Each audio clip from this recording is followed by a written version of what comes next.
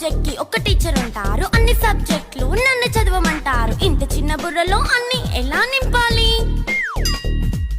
Class work, home work, fair notes అంటారు. Subject కి 3 books పెట్టి బ్యాగ్ నింపుతారు. ఇన్ఫాక్ట్ నా బరువు కన్నా నా బ్యాగ్ బరువే ఎక్కువ.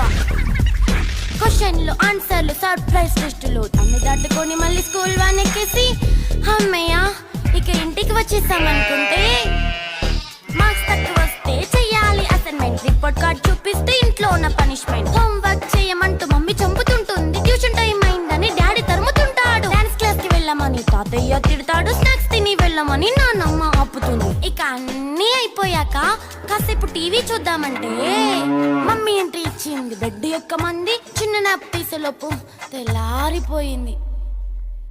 అయ్యో మళ్ళీ మొదలు ఈ స్కూల్ కష్టం.